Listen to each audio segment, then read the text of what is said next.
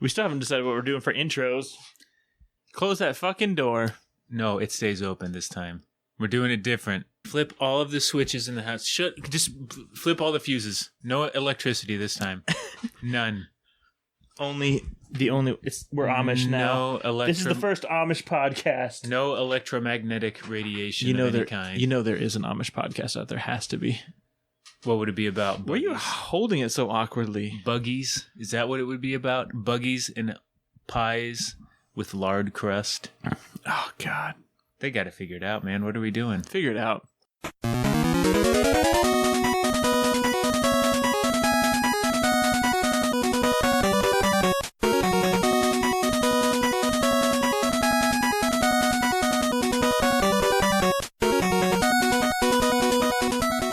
Welcome, everyone. Tonight in the Museum of Modern Games, we will be discussing Faxanadu.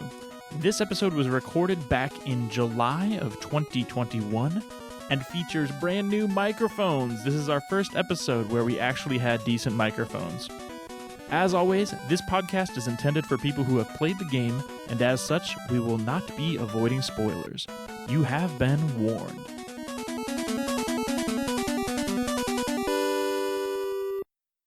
Today, I hate to do this, but today we're going to kind of jump on the bandwagon. What bandwagon? And talk about the game that everyone's talking about right now. The hot new game. The game you all want to hear about.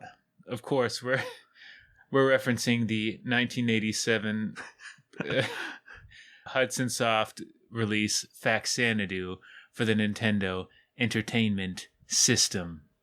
A blast from the past for us. Real retro episode today. Yes. Maybe we should mention why we're talking about this game. Do you know? This is a game from our childhood. That's right. This is a game that is... It's kind of a cult classic. It is. Oh, absolutely is a cult classic. But it's certainly not among the most mainstream popular Nintendo titles. This is our hipster episode. That's right. It just was of a special significance to us. And for anyone, if anyone listens to this, I would personally... No. Okay, I'll just leave that out. But I would love to hear about any games from any listener's childhood that, again, maybe didn't enjoy a huge amount of mainstream popularity, but were personally significant in your formative years. No, this game absolutely has a ton of features that really just are seared into my memory. Yes, I kept thinking about that. Yeah. It's actually astonishing. It is. It's like, why did I remember this so well? Yeah. I remember this. I don't remember any of my teachers' names growing up. None.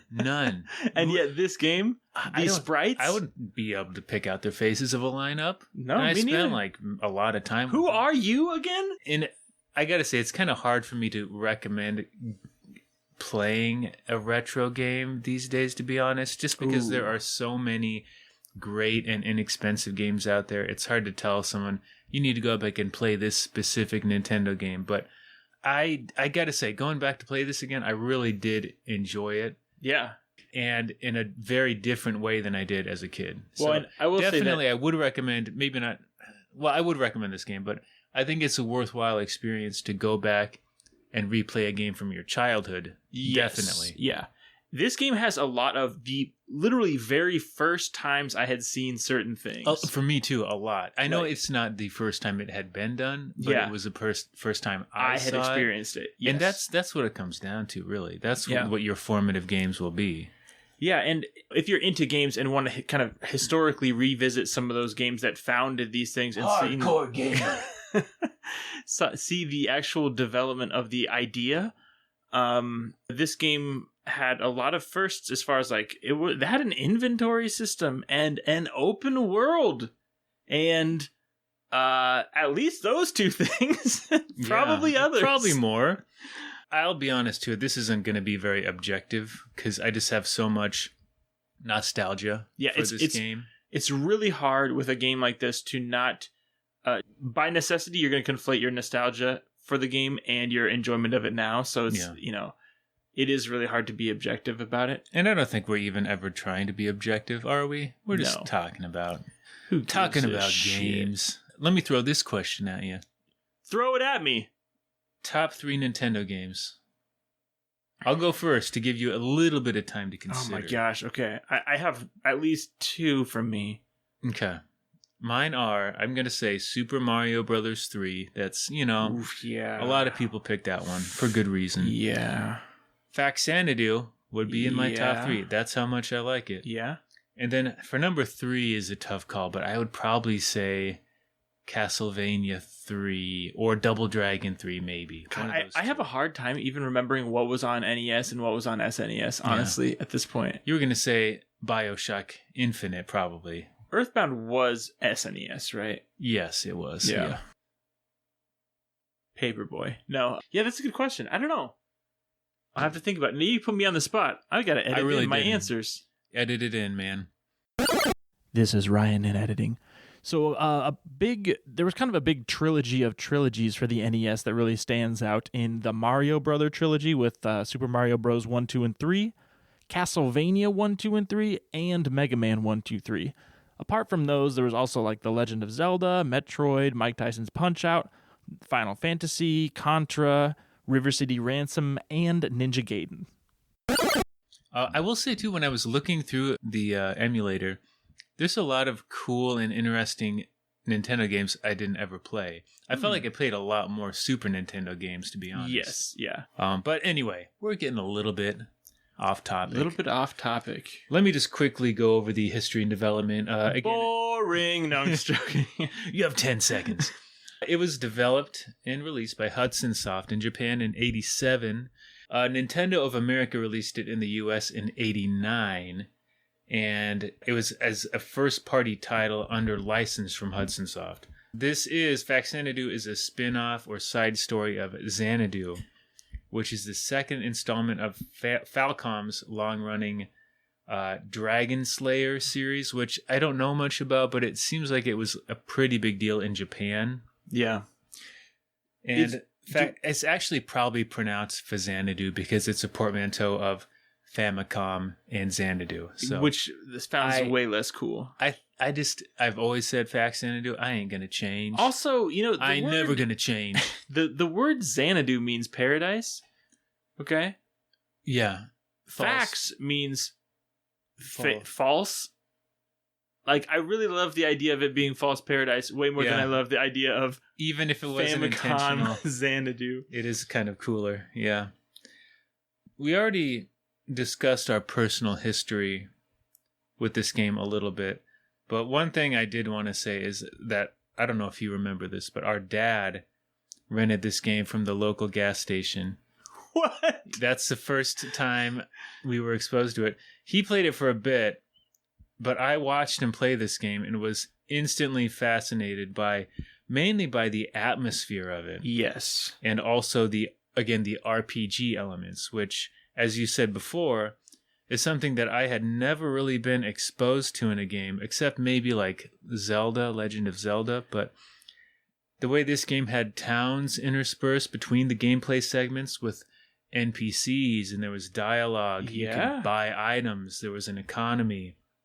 I also thought it was so cool that if you bought a dagger or a shield, it showed up on your character, and Yes, yeah. is a minor thing. Yeah. Equipping your stuff actually changes the way your character looks. Yeah, Right? yeah.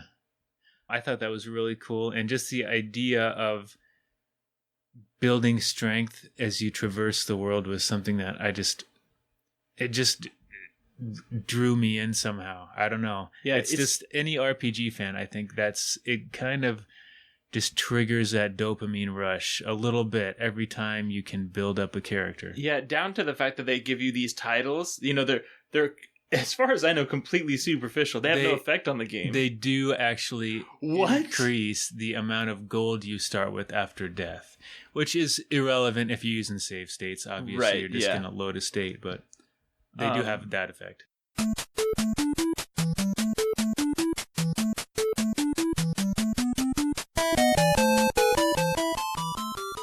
I think the main thing is just, again, the atmosphere. Yeah, we got to and talk the world about building in this game. how they actually evoke that atmosphere in this game. Because if you're a Nintendo developer, you have so few tools at your disposal. You have 5 channels of audio. Yeah. Each that are locked into... Each worse than the last. that are locked into, literal waveforms that they can't change. It's like, you get 1 triangle wave and 2 pulse waves and whatever else, a noise channel. And this, the space limitations and all these things. Right. The sprite limitations. You can see that here when there's too many things on screen, stuff starts blinking around because it can't render all of them. So like the actual color space that they have to use is really, really limited. But in this game, they squeeze every ounce out of all the tools they have available to evoke this atmosphere. Yeah. Is it too early to talk about graphics with that in mind? We can. I was going to head into the gameplay a bit first, just to talk about that a bit. It is essentially a side-scrolling action RPG with some platforming elements. Controls are pretty good, I think. What do you think about the controls?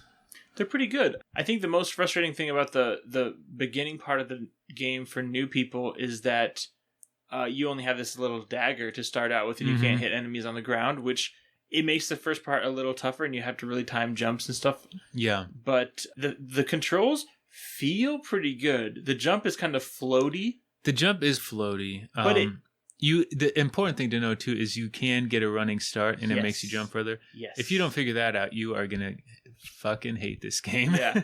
No, apparently up until about like running max run speed in this game, you actually increase your momentum about halfway through the screen. So you can Is it that far? If you're walking left to right, supposedly it's about half the screen width. And it's subtle. It's very subtle. The difference in speed. Yeah. So I think that's something that frustrates people. I also found myself to use your magic, press up in sword. Yes. Or B, I think it is. Yeah. And it's easy to accidentally hit that. Yeah. I always kept Deluge equipped so I didn't just like blow a random death and waste all my precious magic. Precious magics. One thing I think is very interesting from a gameplay perspective is that this game, like several other Nintendo games, has just strictly pattern-based enemies. Yeah. Which is interesting because you would think like, okay, it's a pattern. I shouldn't ever get hit by this thing. It's very predictable. But the reason it's still challenging, in my opinion, is that in many cases the enemies are actually more mobile than you. Like they might be able to fly, or they are faster than you, or they can jump higher, or there's exceptions. But it's kind of an interesting thing I never thought about. Well, and the patterns are pretty deep. For a game of this time, I think the patterns are pretty deep for the enemies as far as the jumpy floaty guys. They're hard to predict what they're I don't think it's complicated, but it is kind of hard to somehow time it. I don't know why. Well, it's a simple rule set maybe, but still difficult. Even down to the damn fencers or whatever, the guys one of the most hilarious ideas for an enemy in a game. These guys run until they are 1 pixel out of their own attack range from you. And they'll stay there. Yeah. And you can kill him every time if you just stab him. Wait for him to come to you and stab him. But it must have been 20 of them before I figured that out. Oh, really? Yes. I remembered that from growing up. I did not. Yeah, they will fuck you up if you just try to fight them normally. Flying enemies are always annoying in any game where you can't fly. Except that's if my they drop number that one. meat.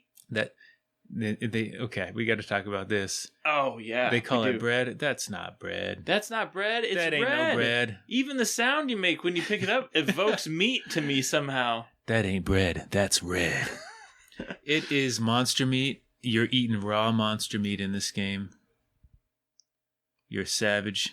You're like an elf from Divinity 2, just eating raw meat all over the place. Yeah. Yeah, flying enemies are annoying, just like the Medusa heads in Castlevania or the cliff racers in Morrowind. Anything that can fly when you can't fly is going to be going to make you mad. The bees? Not the bees. Not the bees, as the great Nick Cage would would tell us. He was talking about this game. Yeah, little known fact. Yeah. Friend of the show, Nick Cage. Friend of the show. It's worth saying that everything respawns when you change screens, which you can use to farm. Breaks my immersion. And that leads to a lot of frustration with getting bumped out of a screen. That bump. Oh, yeah. The old NES bump where any collision detection. It's a legit thing, right? Because it was collision detection. They could only do it so often. And then it would bump you out of the collision zone when it happened. So it led to this. Oh, really? I didn't know that. Yeah. So that's why I guess it's so common sense. in games back then. Well, it's like it's not as bad as a Castlevania bump, where you have to jump and you've like when you commit to a jump in Castlevania, it's like I guess I know what I'm doing for the next 20 seconds. And then if you get hit, he goes into that fetal position and just gets ejected back helplessly. Oh God! Usually into a death pit of some kind. Oh, I forgot about that. Oh yeah, it's rough. It's rough to go back to. The magic is fairly basic in this game, but they have things like, thunder can go through objects, which is occasionally useful. Yeah. Tilt is kind of a different trajectory. I've always loved the name Tilt. It is cool. It's a really cool name, yeah. The most annoying thing in this game to me is I have my own opinions on that. Okay. So you go first. No. I want to hear yours. Mine is occasional annoying enemy placement. Oh, yeah. For example, wait, what about the poison bottle in the trees tops? Oh yeah, that's just where dirty. You're like, that's dirty. Can you not? Can you not get hit by it? I don't even know. I've never not drank that poison. I drank that poison. Hey, it's a bottle of poison. Maybe don't drink it if you run into it, genius. I must have. In fact, this is the first game I Twitch streamed ever, and I must have drank that poison. I drank it so often that people in chat were like, "Stop drinking that poison." I imagine the guy, he trips over it and he's like, "Oh, not again." He feels compelled to drink it. But yeah, for example, one that comes to mind is, well, of course, any enemy that's positioned to like knock you back into the other screen. But when there's a ladder you have to climb up, and there's just one of those dudes waiting at the top. Like, I'm going to stab you. I'm going to get you. And you just have to go up the ladder and just get stabbed. So if you're talking about the fencing guys, here's those and the alien-looking dudes that also kind of behave. Floaty guys? Oh, wait, no. Oh. There's the dwarf shield guys. Yeah. And then there's it looks like straight out of Aliens, only they have like a sword and tubes going out. Tubes? But they also will wait and stab. Yeah. Well, I was going to say, one thing I did not realize is that you can actually climb up a ladder, and at the top of it, you will stand up on top of the ladder. What? And yeah, so like I always thought that you couldn't, at some screens you would have to get hit by those fencing dudes who walk up to you. But you can stand on top of the ladder, then hit them. Oh, and I never knew that before. I never knew. Could have saved myself so many injuries. This game has... Oh, wait, we got to go to my annoying thing. Oh, yeah. Yes. Let's hear it. By far and away the most annoying thing in this game. No hesitation. Yes. In fact, I'm just going to tell you let me spin you a yarn. Let's hear it. I'm on treetops doing really well. I know what you're going to say. Yeah. I'm doing really well, and it says, you got to go back and get... What did I have to get? I had to get something from the previous town.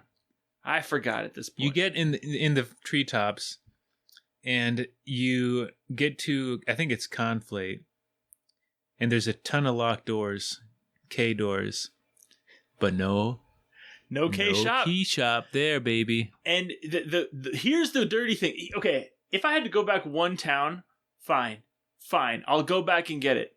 But I was trying to go back, needed a key to go back, right? Because it isn't just going forward. You need to go back too. So, okay, go back to Conflate because I had to pick up a key to go back.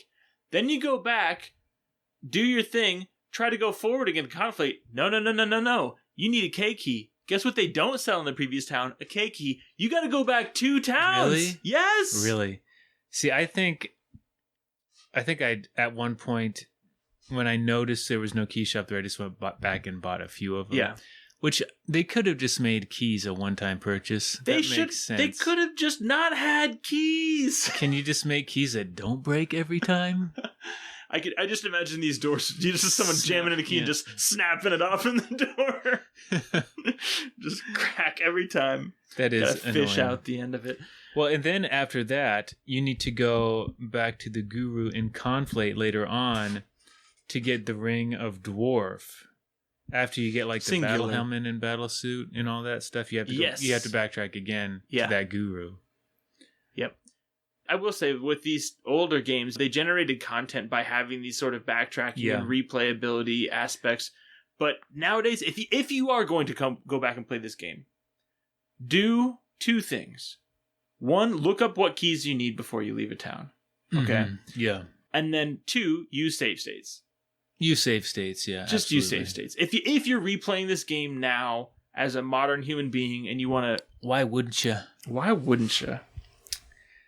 One thing that I really appreciated from this game, and I guess we're kind of moving on a little bit to graphics, but each area is so distinctive in this game. Oh, yeah. You have basically the 4 areas. There's, I guess, what I would call the overworld, or where you start, or the ground, maybe. I don't know. Roots. And then the mist area, then branches, and then Dartmoor Castle. Yeah. And as a kid, it took me probably a few weeks before I even got into the mist area. Yes. And when I first did it, it felt so momentous. Like the graphics changed completely. A totally different music kicked. Just a different music. Eerie music. Yeah, very different mood. It was so cool. Because I kind of thought, I mean, as a kid, you don't know, is this the end of the game? Am I close to the end? Right. You have no idea. And then you get... And your whole experience with this game so far was the first part, which they're just so different. Like, in mood. That was a real mind blower. I will say, I think the mist area is the worst area of the game. Yeah, I'd agree. I like that they were trying to go to this place, like creating the mist effects with the little pixels, but it just is pretty ugly. It's ugly in comparison to the rest of the game. Yeah, it is. It has, but then I will say it is very evocative of what they were trying to do. So it's effective. It might not be as polished as the other areas, but it's very effective for what they were trying to do. So I really respect that, I guess. Yeah. It did have some annoying platforming stuff too, I felt like. Yeah. And there might be a spot or two where there's a hidden block that you can fall and that kind of thing. The Treetops is nice. Treetops is pretty cool. Yeah. That might be my favorite. It feels so cool because there's this notion of space in every screen where you're like, oh yeah, that's sky. And I'm like out here in the branches in the sky. Yeah. And there's a lot of hanging stuff between you and your player character. Yep. Which is both annoying but also kind of neat. Yeah, obscures the what you can see, and sometimes little enemies hide behind there. Yeah, or poison bottles. No, I don't know. Maybe. Did you do the exploit? There's an exploit where you can get another 1,500 gold from the king.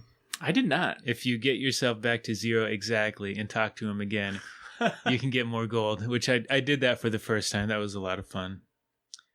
I also loved that there's an early game shop where you can get end game items. Yes. It's kind of a little hint of what is to come. That is so awesome. I did farm it as a kid to get I can't remember what I bought, but I didn't do it this time. It's not really necessary, but... Yeah. Was it Death Magic? Is that what Death and the Magic Shield. Did you have a most hated enemy in this game? Myself? Oh, no, that was... My own mind. Me drinking that poison, baby. The poison bottles. The poison bottle. Just sitting there in a really bad spot. I'm trying to think. I will say I got thrown off by those floaty, jumpy boys all the time for some reason. They just frustrate me. Very memorable enemy, though. God, I hate spaghetti men. They're just so wiggly and floppy and flyy. The Clappy Lady is bullshit. Oh, Clappy Lady. There are many That's an awesome idea for an enemy, though. I love the fact that she's just blasting you with I think she Sonic is supposed to booms. have a drum or something, but it's like No, claps. Sonic claps. a sonic claps. She gave me the clap with that. I knew you were going to say that. Can we talk about enemy design in general? Let's go on to graphics and presentation, which will include, of course, it will include enemy design. Oh my gosh. We have some good for the time period. Oh man. I remember so many of the enemies, like in detail from this game. The jumpy eyeball guys, and I gotta say they do have names, but they're all like Japanese names. I can't remember them. I like how there's kind of names that we just, if you say certain things, everyone's gonna know what you're talking about. Well, they're distinct enough. Yeah, that you can. There's a little spiky boys. There's the black dragon that jumps around. There's the who is a dwarf, by the way, a dwarf. Supposedly, yeah, everything's a dwarf in this game. There's the black dragon, the white snake thing. White snakes, yeah. The what else was I? The big muscly guy that's pulsating and bounces around. Yeah, his eyeball like pulses with his hand too. It's gross. It's gross. Graphic. I've heard not the bees. That, then there's swarm of bees as well. Ooh, yeah. Not just one bee-based enemy. There are even a few that are only used like very rarely. Yes. Which is always impressive for a Nintendo game. Yeah, Falling Rock Man. Falling Rock Boy. Yeah. There's the guy that pops out of the ground. How many of them? There's like 2 of them. There's this, I clearly remember almost all of them. That's crazy. I've heard that they're very much inspired by H.R. Geiger, yeah. Or Geiger, however you say it, which I definitely could see that. Yeah, I mean, there's so much in this game that has that very, like, viscerally organic feel. Even, like, in the early castles that you go in, or dungeons or whatever, there's stuff, like, seeping out of the walls. The color palette is so deliberate in this game. And the one that sticks out for me the most it's the dungeon right before the Mistworld. It's called Tower of Fortress. Mm-hmm. And it's right before the fountain and the door to the Mistworld. Google a picture, a map of it, because it actually feels so much like an ancient, forgotten, slimy, moss-covered, evil place. And I clearly remember the entire layout of this dungeon for some reason. Yeah. It's just fantastic atmosphere for a Nintendo game. I can't think of a better Nintendo game for atmosphere. Right, and I mean, just quality of the graphics. If you look pixel by pixel, it looks good. It looks good. Yeah, there are some glitchy pixels and stuff. There's that, yeah. but the overall feel is so impressive, and I will say it's aided by the overall design too. And what I mean by that is, you were talking about how like this feels abandoned. And there are towns where you go in and it's taken over by monsters. So it's like everything enhances. It's almost like a precursor of the environmental storytelling, especially when you get into Dartmoor. Yeah. How there are quite a few buildings where you walk in and there are dwarves, crazed dwarves. Yeah, just enemies and it is kind of an open world game, right? Which is really strange. It's not purely linear. Right. And a decent amount of your progress is vertical too. Yes, not horizontal. Not just purely horizontal because you're going up a tree. Yep. Also, just shout out to the actual character design of the protagonist, because when you get the armor at the end and you have this it's a weird like pinkish color scheme, but it is effective somehow. Yeah. It's not like they could have gone with like matte gray steel kind of armor, but it almost has a feel of mithril or something. Yeah, like a little sparkle to it, right? That. And it kind of makes sense because this is Tolkien-esque to a degree. I mean, not really, but there are elves and stuff. So, yeah. But it is colorful and bright, and the way you go from this drab kind of almost hobo looking dude into a. By the end, you look like a real badass. It's very satisfying. Also, we need to discuss one very important visual element of this game, which is just how sweaty and shiny the people are. Yeah. The meat The salesman. portraits. Yeah. The portraits are all just, everyone's got this sheen on them. They're blinking. They're sweating. They're blinking, sweating. This That isn't a guy's good world. smoking. He is smoking and sweating, and just that cigarette's just hanging out them lips. it's just wet. It's That, not. you know, that cigarette's just soaked. You know this place smells. You know it does. It is a weird thing, though, how those portraits are like. Again, No one- memorable. Yeah, You remember and- what that meat guy looks like? And no one else had that, right? Buy meats for 200 golds.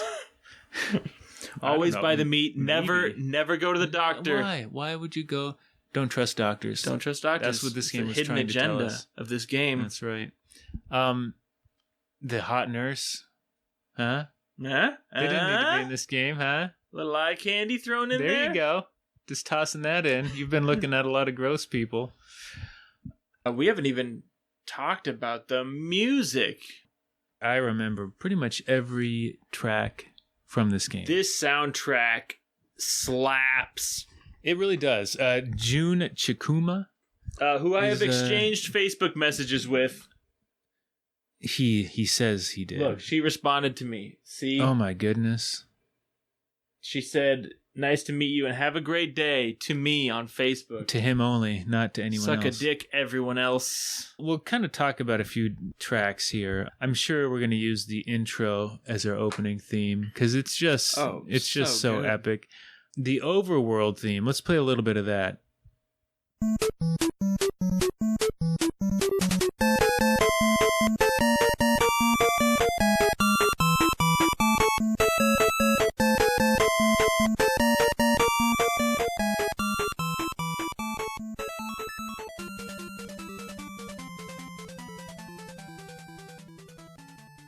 It is the perfect starting track for a game like this. It's very driving, very full of energy, almost has a triumphant kind of sound, just propels you forward so much. Let's also play the Land of Mist track.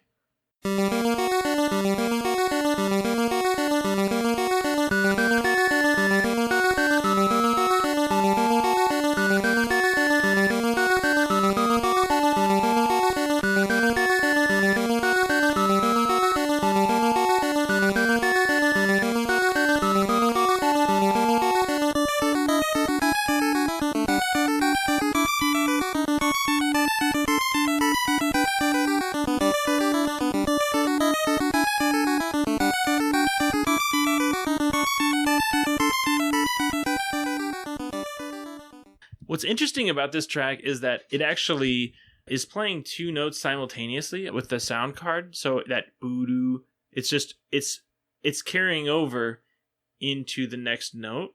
And it kind of gives it just a weird sound when it plays. It is very unsettling. It's very unsettling and contrast it with the level previous, before it. yeah. Right? So you Huge go from like contrast. that driving piece to this kind of, it literally doesn't have a center, right? So there's no like tonal center to it or anything. I didn't think about it's just that. kind of static and not moving, right? Yeah, you're right. There's no resolution at all. Right. It's just this constant, like, uneasy feeling that it gives Right. you. Yeah. Yeah. So it's, especially as a kind of lesson in contrast, it's really good. Yeah. The contrast is insane. Even if the song itself isn't as catchy or I remember I kind of wanted to go back, and when I got to the area as a kid, it's like, this doesn't seem good. Let's also play a bit of Daybreak, which is from the Branches section.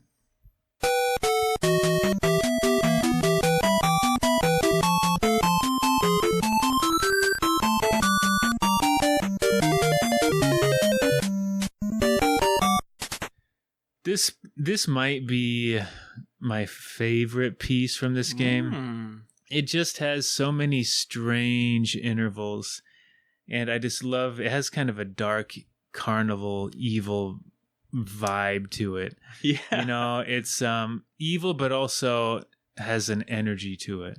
One interesting thing that you say that is that a lot of the melodies are completely unsingable in this game. Oh yeah, Which is yeah. very strange. They have very The chords. wide I haven't looked at the intervals. chords, but it's like, what chords are these? Yeah. Like, I have no idea. I think there's a lot of like tritones and very dissonant. It seems like things. there's some of that going on. And again, the very wide intervals around almost all of the melodies. Yeah, yeah. It again with the NES sound card, you feel like they were just pushing that thing to the limit with this game. It's great. Check out the soundtrack. Oh, it slaps. Also, she's still making music. I mean, yeah, she's done a lot of the I think Bomberman games. Yeah, and so even like this year, she posted a track from like a chiptune album. Really? And yeah, and she's I think she does a bunch of like Muslim music and stuff, but she posts to Facebook all the time. You can check her out. Oh, cool. I have to do that. Yeah. Check her out. She's the best. As far as the story of this game, it's pretty basic, I would say. You had this meteor come, and the dwarves were worshipping this meteorite, and it ended up... As dwarves are wont as to they do, you know. I mean, I can't blame them. I'd worship a meteorite. Why not? But it fell, and it drove them all crazy. And it did transform them, right? Yes, I think... Well... Let me see. The evil one emerged from the meteorite as well, and transformed the dwarves into monsters against their will. Right, because the dwarves weren't originally a bunch of a-holes. No, they were cool. They were cool. My favorite detail of the story, this is probably the only real memorable thing about it, is the dwarf king, Grieve, swallowed his magical sword before he was transformed, hiding it in his body to prevent the evil one from acquiring it, and it's the only weapon that can be used to kill the evil one. That's kind of neat. That is a cool self-sacrifice story sign. Yeah, Grieve is the dragony guy that you get the Dragon Slayer from. So, yeah, it's cool. I didn't really get much of the story as a kid, but the whole meteor thing is kind of interesting. I do like that they actually do have little lines of dialogue in each of the towns that talks about this stuff. You can, I mean, this isn't just like you have to read the manual. It's in there. Right. This game, though, I was a little worried I wouldn't enjoy it when I went back and played it, but I had a good time with it. And yeah, especially with having the aid of save states, making the ease of playability, and just having guides out here. It used to be that these games, and part of their charm was that you had nothing. We didn't know getting this in nothing. We didn't know going into this game what it would be like. And it's almost dead now unless you impose it on yourself to do that, right? Yeah. When I play a game a lot of times people don't even play a game, they just watch someone else play it. Yeah, Twitch, you dumb idiots. I'm streaming live on Twitch almost every week. We just had this incredibly misleading box art to go off of. Right, yeah.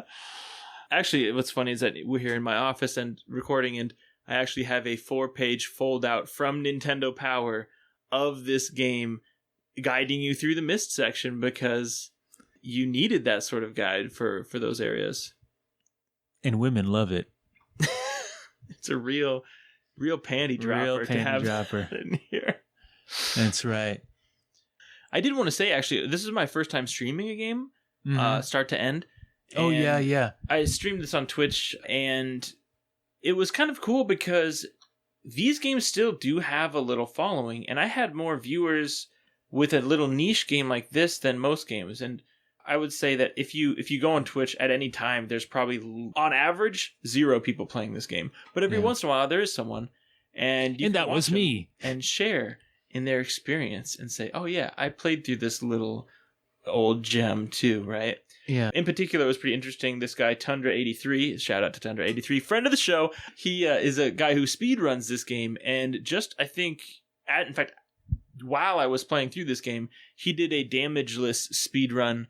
It was really interesting to watch them speedrun this game because after you struggle with all these dumb enemies and then you watch someone abuse wing boots to get to the end in 17 minutes or whatever it is. Yeah. But it's really, that's a better speedrun than I thought it would be because it's more... That's impressive, yeah. Yeah, they really have it figured out as far as routes and everything. Yeah, well, it's just so cool that there are still people, granted a very small number, but still people playing this game, people that think about it occasionally, and to go back and share that experience is very cool.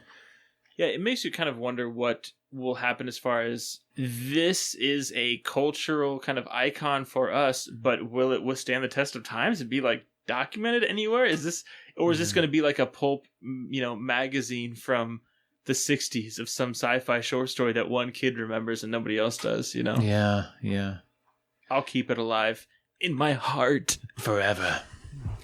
But yeah, again, if you guys have any games that you want to discuss that are maybe in the same vein of holding a special place in your heart, but not being the most mainstream, please let us know. We'd love to hear your stories and anecdotes.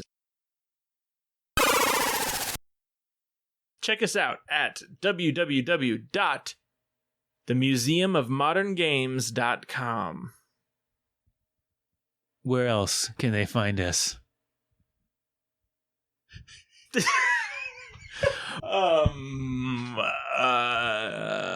Where else can they find us? Wait, do you mean email? I don't know.